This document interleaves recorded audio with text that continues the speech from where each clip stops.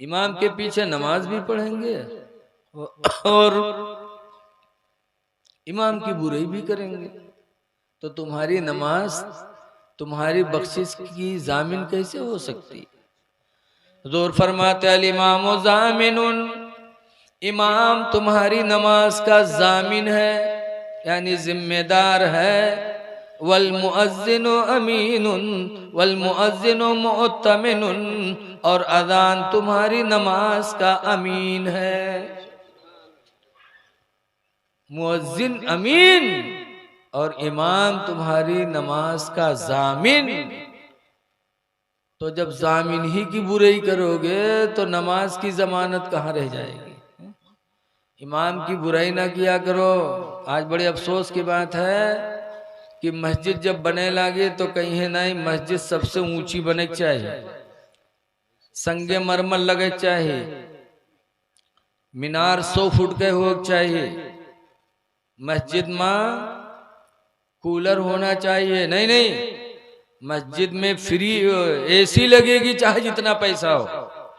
गांव वालों को जज्बा रहता, माशाल्लाह अच्छा जज्बा है, अल्लाह का घर बेहतर बनाते हैं, लेकिन अफसोस कहाँ होता है। सुनो, मस्जिद बड़े बनेगी चाहे जितना पैसा हम लोग देंगे, संगे मरमर लगेगा हम सब लोग देंगे, मीनार 100 फुट की बनेंगी हम लोग पैसा देंगे चाहे जितना हो, मस्जिद में एसी लगेगी हम लोग पैसा देंगे चाहे जितने की लगे, चाहे जितने की लगे। लेकिन जब उस मस्जिद को बनाई काहे जाती है? मस्जिद काहे बनाई जाती है? नमाज के लिए ना। बोलो, जब नमाज जो असले मकसद है नमाज, जब उस नमाज के लिए इमाम रखा जाएगा तो इमाम साहब के पूछिए तनख्वाह कितनी हो चाहिए?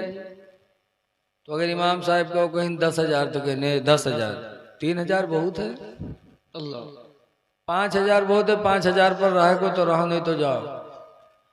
अब मेरे भाई ये अफसोस की बात है और बेवकूफ़ी की हद हो गई कि जिस नमाज के लिए तुमने इतनी अच्छी मस्जिद बनाई है वहां तुमने पैसा नहीं सोचा।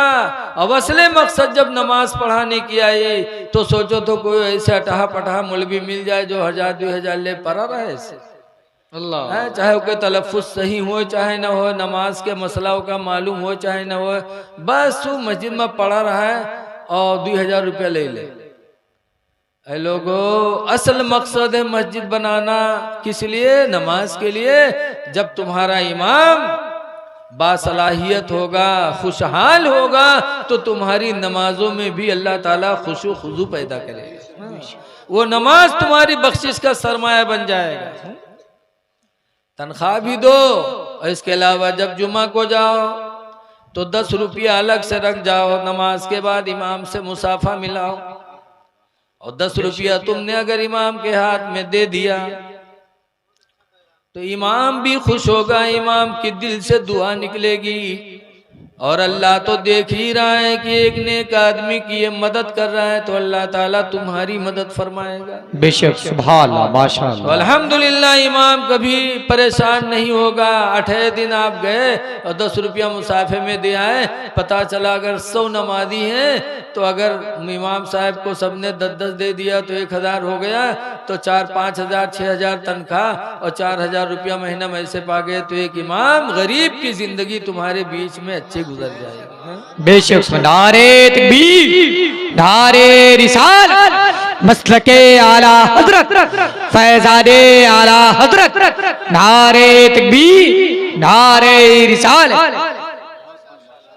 तो है लोगों, रहम करो। 10 रुपये में क्या है? सुबह तुम्हारा बच्चा दिन भर में पता नहीं कितने दफा मांगता है, आप देते चले जाते हैं। 10 रुपये में कुछ नहीं है, और सब लोग 10-10 रुपया दे दिए।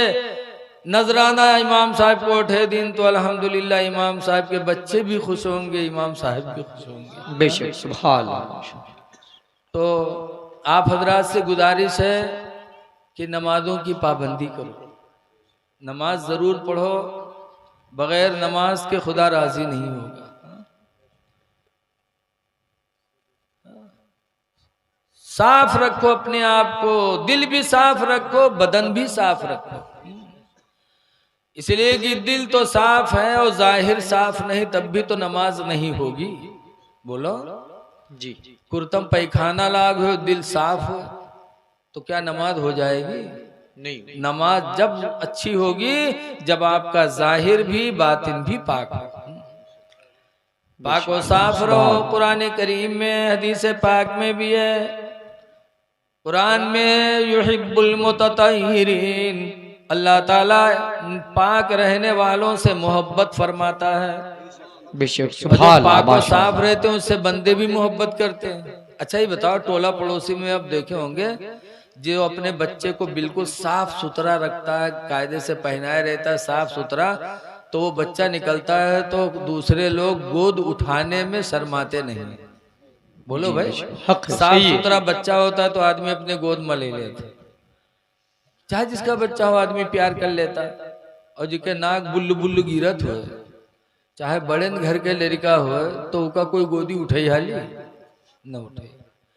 इंसानी फितरत है कि जो साफ सुथरा रहेगा उसी से इंसान मोहब्बत करेगा। बेशक अब आजकल बहुत से मेहरुए जी हैं मदरसा में, कहीं मौलाना साहब तो नहीं तबीज बनाए दिया, पूछो क्या बात है, कहीं हमरे यहाँ गुडुआ कब्बा के तो हमरे लंग निगाहें नहीं उठत है। अल्लाह। अब बताओ निगाह कैसे उठे? महीना नहात नहीं हो, तुम नहाती नहीं, साफ सुथरा नहीं रहती, फिर तुम्हारे शौहर की नजर तुम पर कैसे उठेगी? इंसानी फितरत में दाखिल है साफ सुथरी चीज से मोहब्बत करना। ऐ मेरी माँ बहनों, तुम साफ सुथरा बनी रहो, घर में रहो तो बन संवर के रहो, लेकिन नहीं, कब बनी है संवरी है? जब कहूँ मेलम जाए कोई, या कहूँ बिहायम जाए कोई, बिहायम जाई है तो बन संवर के जाई है, तके हुआ कौनों से हंसी मजाक करी है, मुस्कुराए के कहूँ मर्दवा देख लीस, बहुए से लतियावे शुरू करत है कि तू फलनवा से मुस्की काहे मारत रहे रे, तू हुए जा, अब तोर हमार न निपटी। बोलो ऐसा होता है कि नहीं होता है?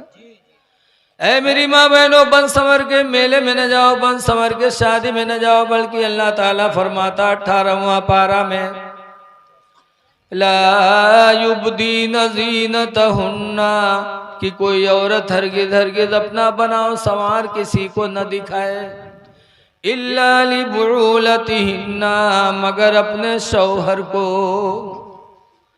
कुरान कहता है कि औरत अपना बनाओ संवार अपने शौहर को दिखाए, शौहर के सामने बन संवर के रहे, ताकि शौहर का दिल खुश हो और शौहर की निगाह किसी दूसरी की माँ बहन पर न उठे, वो गुनाह से भी बचेगा और मियाँ बीवी में मोहब्बत हो के रहेगी। बेशक सुभान अल्लाह, माशाअल्लाह, हक हक। अपने शौहर के सामने बनाओ संवार जाहिर करें। औ आबाइहिन्ना, या अपने बाप के सामने बनाओ संवार करके रहें, ताकि बाप का दिल खुश हो कि अल्लाह ताला ने हमें खूबसूरत बच्ची अता फरमाई है। बेशक सुभान। आगे कुरान कहता औ आबाइ बुलतिहिन्ना, या औरतें अपने शौहर के सामने बनाओ संवार करें, ताकि अपने ससुर के सामने, ताकि ससुर भी खुश हो कि अल्लाह ताला ने हमें बहु अच्छी अता फरमाया है। तो ऐ मेरी माँ बहनों, शादी ब्याह में मेला में बन संवर के न जाओ, वही तुम्हारी तिलाक का सबब बनता, घर में नफरत का सबब बनता। पाको साफ रहो, पाको साफ हो करके कुरान करीम की घर में तिलावत करो, वक्तों पे नमाज अदा करो, तुम्हारे बच्चे तुमको देख देख के नमाजी हो जाएंगे।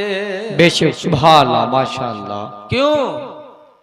अल्लाह ने, अल्लाह के रसूल ने फरमाया है उतलुबुल इल्मा मिनल महदी, के लोगों माँ की गोद से दीन सीखा करो। माँ की गोद, तो जब माँ कुरान पढ़ेगी तभी तो बच्चे देखकर कुरान पढ़ेंगे। माँ के मुंह से कलमा निकलेगा तो बच्चे भी माँ के मुंह से कलमा सुन सुन करके बच्चे कलमा याद करेंगे। कल की माँ बहनें अपने बच्चों को सीने पे लिटा के दरूद की थप्पियां देती थी कि सो जाओ या मुस्तफा कहते कहते, खुले आँख सल्ले आला कहते कहते। कल की माँ अपने बच्चों को कहते थे कि बेटा सो जाओ मुस्तफ़ा कहते कहते, आँख खुले तो सल्ले अला कहते कहते। नबी के नाम पर सोना है, नबी के नाम पर उठना है।